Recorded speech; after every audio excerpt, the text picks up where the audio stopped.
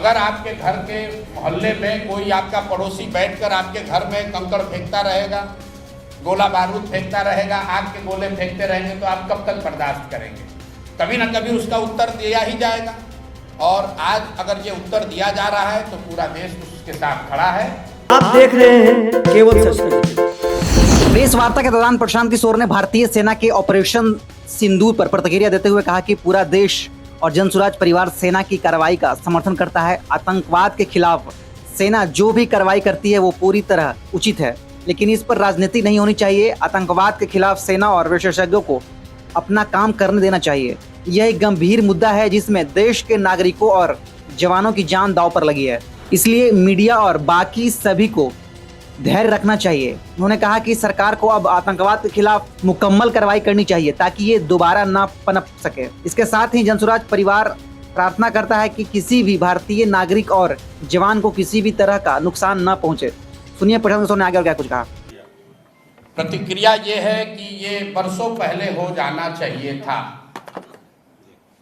आज आपने अगर सेना का जो अभी प्रेस ब्रीफिंग हुआ है उसमें आपने सुना, उन्होंने कहा कि पिछले 3 दशकों से इस तरह के कैंप, इस तरह की गतिविधियां पाकिस्तान के साइड से होती रही हैं।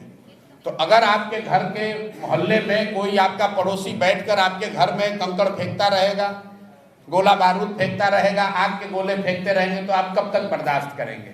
कभी ना कभी उसका उत्तर दिया ही जाएगा। और आज अगर ये उत्तर दिया जा रहा है तो पूरा देश उसके साथ खड़ा है। मेरा जनसुराज का अपना मानना है कि ये पहले होना चाहिए था, लेकिन अब जब हो रहा है तो इसको समुचित तौर पर किया जाए, इतनी ताकत से इसको खत्म किया जाए कि फिर से ये न पनपे। दूसरी बात, मीडिया को या जो दूसरे साथी हैं उनको थोड़ा धीरज दिखाना चाहिए। लड़ने का काम, देश की सुरक्षा का काम विशेषज्ञों को, सेना के वीरों के लिए छोड़ देना चाहिए। स्टूडियो में बैठकर नया नया सगुफा छोड़ने की जरूरत नहीं है। अगर आप मैच्योर्ड कंट्री हैं, एक गंभीर व्यक्ति हैं, एक बड़े राष्ट्र के नागरिक हैं, देश से प्यार करते हैं, तो सेना को अपना काम करने दीजिए, विशेषज्ञों को इसकी व्यवस्था करने दीजिए। आप और हमसे आपसे अपेक्षा ये है कि हम लोग पूरी तरीके से अपने प्रार्थनाओं में, अपनी दुआओं में, अपनी भावनाओं में, अपने कार्यशैली में सेना के प्रति, और जो सेना के साथ जो साथी इसमें जुड़े हुए हैं, जो इस काम को कर रहे हैं, हम लोग उनके साथ खड़े रहें। इसका मजाक न बनाएं, इसको टीआरपी बढ़ाने का जरिया न बनाएं। ये गंभीर मामला है। और हम लोग अंतिम बात इसमें ये कहना चाहते हैं कि जनसुराज परिवार की ओर से हम लोग इस बात के लिए प्रार्थना करते हैं कि कोई भी भारतीय नागरिक, कोई भी जवान उस हताहत न हो, भगवान न करे किसी के साथ कोई दुर्घटना ना हो। आपके हमारे लिए ये कहना बहुत आसान है कि फलाना आदमी, इतने लोग शहीद हो गए। आपके लिए वो कहानी हो सकती है, किसी के लिए वो परिवार है, किसी के लिए वो जिंदगी है। तो हम लोग ये प्रार्थना करते हैं कि ये जो भी कार्रवाई चल रही है इसमें भारत के लोगों का, जो साथी, जो यहाँ के वीर पुत्र, जो लोग लड़ रहे हैं या जिनको जो जिम्मेवारी दी गई है, जो जिम्मेवारी निभा रहे हैं, उनको, उनमें से कोई हताहत ना हो, उनको कोई उनके साथ दुर्घटना ना हो। बाकी जो कुछ भी जिम्मेवारी नागरिक होने के नाते हम लोग पर होगी, जो सरकार और सदन तय करेगी, हम लोग सब उसमें साथ खड़े रहेंगे। इसी सवाल को आगे बढ़ाते हुए विपक्षी पार्टियां वो दिन गिनती कर रही हैं कि 13 दिन हो गए, 14 दिन हो गए, सरकार अटैक क्यों नहीं कर रही है? क्या किसी देश पर अटैक कर देना इतना आसान है? हम उदाहरण के तौर पर इजराइल और रसिया को देख रहे हैं।